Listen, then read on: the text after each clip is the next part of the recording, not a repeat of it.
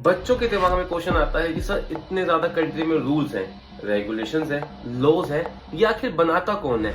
तो class 8 chapter number 3 civics आपको इसी से फैमिलियर करेगा। चैप्टर का नाम है parliament and the making laws. अब ये पार्लियामेंट क्या है और पार्लियामेंट में कौन लोग जाते हैं, तो ये समझने के लिए हमें एक छोटा टॉपिक इलेक्शन समझना होगा। तो जब भी इंडिया में इलेक्शंस होते हैं तो इंडिया को छोटे छोटे पार्ट्स में डिवाइड किया जाता है, जिसको हम बोलते हैं कॉन्स्टिट्यूएंसीज। और हर कॉन्स्टिट्यूएंसी से हम लोग वोट देके अपने रिप्रेजेंटेटिव को चूज करते हैं कि इलेक्ट करते हैं। जब पूरे इंडिया से अलग अलग जगहों से रिप्रेजेंटेटिव इलेक्ट होके आते हैं तो वो फॉर्मेशन करते हैं किसका, पार्लियामेंट का। इसलिए हम इलेक्टेड रिप्रेजेंटेटिव को बोलते हैं बाद में एमपीज, जो लोग जीते हैं, मेंबर ऑफ पार्लियामेंट। अब पार्लियामेंट का काम क्या है, फंक्शन, रोल ऑफ पार्लियामेंट। तो आज की वीडियो में देखेंगे इसका पहला function, that is to select national government. जो हम कहते हैं ना, बीजेपी की सरकार बन गई, मोदी सरकार बन गई, या हम बोलते हैं कांग्रेस की सरकार बन गई, गवर्नमेंट बन गई, इसका मतलब क्या है। तो वो समझने से पहले हम समझेंगे कि पार्लियामेंट के अंदर दो हाउसेस है। एक हाउस का नाम है राज्यसभा, एक हाउस का नाम है लोकसभा। जब हम बात करें लोकसभा की, तो लोकसभा के अंदर जिन लोगों को हमने चूज करके भेजा है वो लोग जाते हैं, इसलिए इसका दूसरा नाम क्या है, हाउस ऑफ पीपल। वहीं पे लोकसभा के अंदर टोटल सीट्स आएंगे, टोटल एमपीज होते हैं 543 प्लस 2। ठीक है, प्लस 2 का मतलब क्या है, यहाँ पे उन लोगों को हमने चूज नहीं करा है, वो नॉमिनेट होके आए हैं। लोकसभा का जो पूरा टेन्योर होता है, यानी कि कब तक लोकसभा चलेगी, 5 इयर्स। तभी आपको पता है कि इलेक्शन हर 5 साल बाद होते हैं, इसलिए 5 साल बाद जो लोकसभा है वो डिसॉल्व हो जाती है। लोकसभा इज वेरी पावरफुल क्योंकि हमने उनको इलेक्ट करके भेजा है, तो Lok Sabha is more powerful than Rajya Sabha.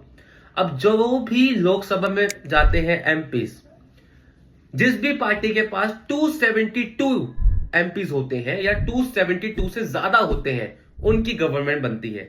जैसे बीजेपी को अगर गवर्नमेंट बनानी है तो उसको 272 या उससे ज्यादा रिप्रेजेंटेटिव चाहिए। Same for the Congress, same for the another party, यानी कि लोकसभा के अंदर पार्टी, यानी कि लोकसभा के अंदर उनके पास 272 से ज्यादा रिप्रेजेंटेटिव होने चाहिए। सर अगर किसी के पास हुए नहीं तो फिर क्या होगा।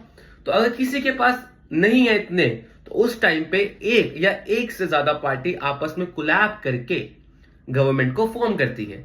जैसे मान लो मेरे पास 50 रुपए का पिज्जा है, बट मेरे पास 50 रुपए नहीं है, तो मैंने अपने दोस्त को फोन किया, मेरे पास 30 रुपीज है, क्या तेरे पास 20 है, चला पिज्जा खा के आते हैं। तो उसके 20 और मेरे 30 मिला के हो गए 50। ऐसे ही जब किसी के पास 272 मेंबर्स नहीं होते तो दो पार्टी आपस में मर्ज होती हैं और वो फॉर्मेशन करती हैं नेशनल गवर्नमेंट का। और जो भी नेशनल गवर्नमेंट बनती है जिसके पास भी 272 मेंबर्स होते हैं, वही चूज करते हैं अपना हेड, जिसको हम बोलते हैं प्राइम मिनिस्टर। तो ये था लोकसभा, यानी कि लोकसभा नेशनल गवर्नमेंट को फॉर्म कर दी है, यानी कि पार्लियामेंट नेशनल गवर्नमेंट को फॉर्म कर दिया है। अब ये राज्यसभा क्या है, तो राज्यसभा का दूसरा नाम है अपर हाउस, बट ये लेस पावरफुल है। Lok Sabha is more powerful. क्यों? क्योंकि राज्यसभा में हम लोगों ने वोट करके नहीं भेजा है, वो डायरेक्टली इलेक्ट नहीं हुए, इनडायरेक्टली हुए हैं। इसलिए लोकसभा, असली राज्यसभा का नाम क्या है, अपर हाउस, या फिर इसको हम बोल सकते हैं काउंसिल ऑफ स्टेट।